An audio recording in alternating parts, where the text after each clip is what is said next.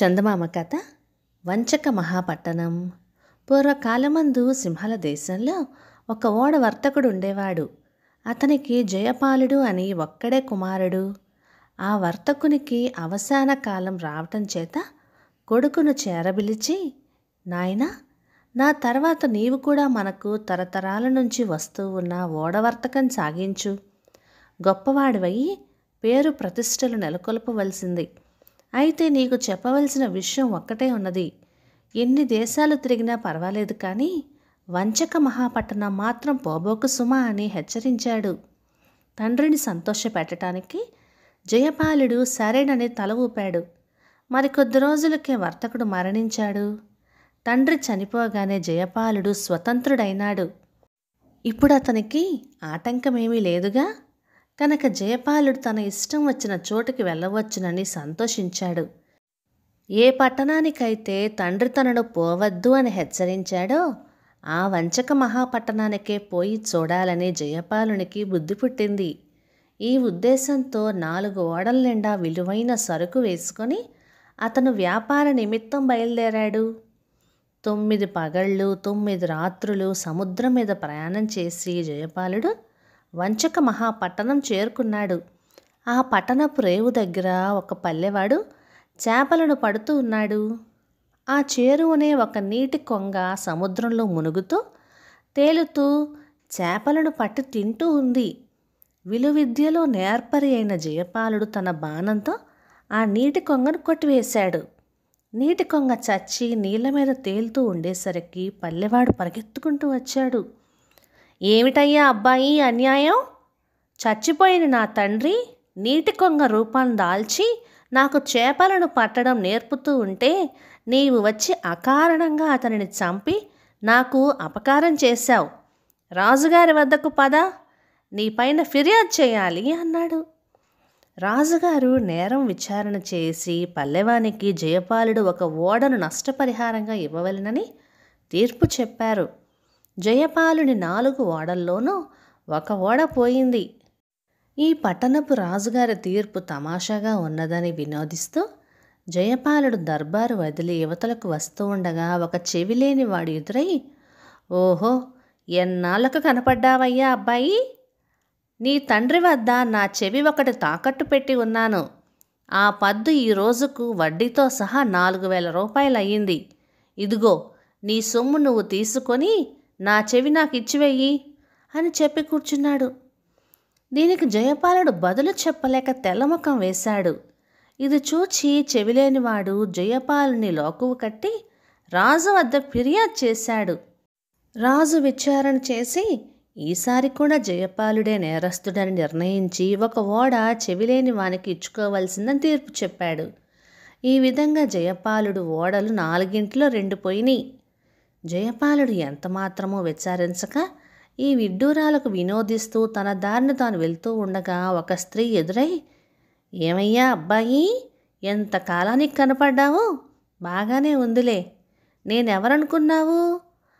15 ఏళ్ల క్రిందట మీ తండ్రి నన్ను గాంధర్వ వివాహం చేసుకొని నా వంక చూడకుండా వదిలేసి వెళ్ళిపోయాడు. నేను మనోవర్తి కోసం తగాయిదా చేసేసరికి మా అబ్బాయి చేత 10,000 రూపాయలు పంపిస్తాను అని చెప్పాడు. అందుచేత ఆ సొమ్ము ఇచ్చి మరీ కదలవయ్యా అని ఆమె అతనిని నిర్బంధించింది.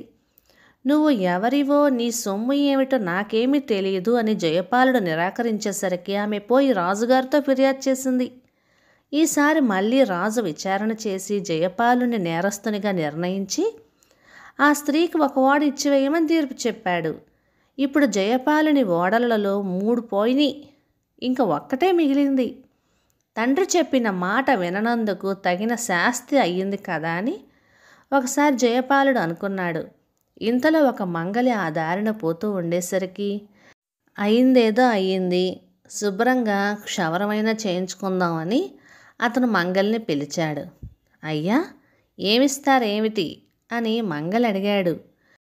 నీకు అనుమానం ఏమీ అవసరం లేదు, నిన్ను సంతోషపెడతాలే అని జయపాలుడు వానికి నచ్చజెప్పి పని చేయించుకున్నాడు. క్షవరం పూర్తి కాగానే జయపాలుడు అతనికి 5 రూపాయలు ఇవ్వబోగా మంగలి పుచ్చుకోలేదు. మరి 5 రూపాయలు ఇచ్చాడు. మంగలి మళ్ళీ వద్దన్నాడు. ఇలా ఎంత సొమ్ము ఇచ్చినా చాలదు అని చెప్పి మంగలి తీసుకోవటం లేదు. పైగా రాజు వద్దకు పోయి నన్ను సంతోష పెడతానని చెప్పి ఈయన పని చేయించుకున్నాడు, కానీ సంతోష పెట్టలేకపోయాడు అని ఫిర్యాదు చేశాడు. ఈ నేరము కూడా విచారణ చేసి జయపాలునిదే తప్పు అని రాజు తీర్పు చెప్పి మంగలికి ఒక ఓడ పరిహారంగా ఇవ్వవలసిందని చెప్పారు. చేసేది లేక జయపాలుడు తన వద్ద మిగిలి ఉన్న 4వ ఓడను కూడా వదులుకోవలసి వచ్చింది. ఇలా తను తెచ్చుకున్న 4 ఓడలు వంచక మహాపట్టణంలో ఫిర్యాదులకి సమర్పించుకొని జయపాలుడు నిర్భాగ్యుడై ఏమీ తోచక సముద్ర తీరాన విచారంగా కూర్చున్నాడు. అక్కడ ఒక సన్యాసి కనపడి, జయపాల, నీ విచారానికి కారణం నాతో చెప్పు, నేను చేయగల సాయం ఉంటే చేస్తాను అన్నాడు. అప్పుడు అతనికి కొంచెం ధైర్యం కలిగి తన సంగతి సందర్భాలు అన్నీ ఆయనతో వివరంగా చెప్పేసరికి సన్యాసి అతని చెవిలో ఏదో యుక్తి చెప్పి చేతికి ఒక రత్నాల హారం ఇచ్చి, పో నాయనా, ఇక నీకంతా జయమే కలుగుతుంది అని దీవించాడు. సంతోషంతో జయపాలుడు సరాసరి రాజుగారి కోటలోకి వెళ్ళి ఆడుకుంటూ ఉన్న రాజుగారి పాపాయి మెడలో తన వద్దనున్న రత్నాల హారం అలంకరించాడు. అందమైనటువంటి హారం బహుమతిగా చేసిన జయపాలుణ్ణి ఎంతో మెచ్చుకొని రాజుగారు, అబ్బాయి, మాకు చాలా సంతోషం అయింది, నీకు ఏం కావాలో కోరుకో అని అన్నారు. అప్పుడు అతను వినయంతో చేతులు 2 జోడించి, మహారాజా, తమరు ధర్మప్రభువులు, కానీ నా రోజులు బాగాలేక నా పైన అన్యాయంగా 4 నేరాలు మోపబడి నేను వర్తకం కోసం తెచ్చుకున్న 4 ఓడలు మీ రాజ్యంలో ఫిర్యాదులకి పరిహారం కింద ఇచ్చుకోవాల్సి వచ్చింది. ఈ నేరాలను ఏలినవారు మళ్ళీ విచారణ చేసి న్యాయం అనుగ్రహించమని ప్రార్థన అని కోరాడు. రాజుగారు ఇందుకు ఒప్పుకొని 4 నేరాలకు సంబంధించిన ఫిర్యాదీలను హాజరు పెట్టించి జయపాలుడు చెప్పుకోగలిగినది ఏమైనా ఉంటే చెప్పుకోమన్నారు. అప్పుడు జయపాలుడు 4 నేరాలను గురించిన వివరాలు రాజుగారితో ఇలా విన్నవించాడు. అయ్యా, నా తండ్రి చేప రూపంతో ఉండి సముద్రం మీద నాకు ఓడలు నడపటం నేర్పుతూ ఉండగా ఈ పల్లెవాని తండ్రి నీటి కొంగ రూపంతో వచ్చి నా తండ్రిని మింగివేశాడండి. అందుకని నేను నీటి కొంగను చంపవలసి వచ్చింది అని మొదటి నేరానికి తన సమాధానం చెప్పుకున్నాడు. రాజు సంతోషించి పల్లవాని చేత జయపాలునికి ఓడను తిరిగి ఇప్పించి వేశాడు. తర్వాత చెవిలేనివాడు వచ్చాడు.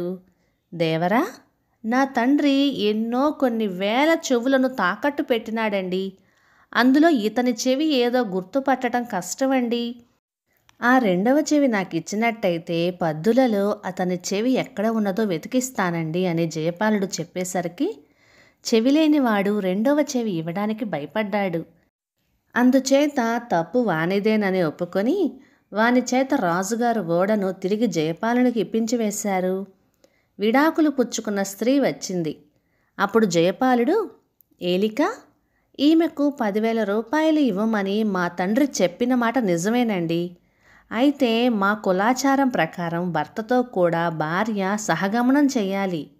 ఇప్పుడైనా సరే ఈమె ఆ పని చేసిన పక్షమందు మనోవర్తి సొమ్ము ఆమె వారసులకు ఇవ్వటానికి అభ్యంతరం లేదండి అన్నాడు. ఆ స్త్రీ సహగమనానికి అంగీకరించలేదు కనుక ఆమె చేత 3వ ఓడను జయపాలునికి ఇప్పించి వేశారు రాజుగారు. ఇంక చివరకు మంగలి వచ్చాడు. ఇక్కడ జయపాలుడు అన్నింటినీ మించిన చిత్రం చేశాడు. నిండు దర్బారులో రాజుగారి పాపాయిని ఎత్తుకొని ముద్దాడుతూ, మన పాపాయి ఈ రత్నాల హారం వేసుకోవటం మీకు సంతోషంగానే ఉందా అని జయపాలుడు దర్బారులో ఒక్కొక్కలనే వరుసగా పేరు పేరున అడిగాడు. అందరూ సంతోషంగా ఉన్నది అన్నారు. చివరకు తనకు పనిచేసిన మంగలిని కూడా అడిగేసరికి వాడు కూడా సంతోషమే బాబయ్యా అన్నాడు. మహారాజా, నేను ఇప్పుడు చేసిన పని సంతోషమేనని మంగలి తనకు తానే ఒప్పుకున్నాడు. మీరు విన్నారు కదా అని అనేసరికి రాజు సంతోషించి మంగలి తీసుకున్న ఓడను మళ్ళీ జయపాలునికి ఇప్పించి వేశారు. ఈ విధంగా ఎన్ని కష్టనష్టాలు పడినప్పటికీ జయపాలుడు యుక్తి వల్ల మరియు సన్యాసి దీవెనల వల్ల తన 4 ఓడలను తీరుగా సంపాదించుకొని వర్తకంలో లాభం గడించి సుఖంగా ఇంటికి చేరుకున్నాడు. కథ సమాప్తం. ఇక ఈ కథ 1949 ఆగస్టు చందమామలోనిది. రచన లింగం నాగేశ్వరరావు గారు, పెడసనగల్లు నుంచి. ఇక ఈ కథ మీకు నచ్చినట్లయితే లైక్ చేయండి, షేర్ చేయండి. ఇలాంటి మంచి తెలుగు కథల కోసం మన ఛానల్ని సబ్స్క్రైబ్ చేయండి. Thank you.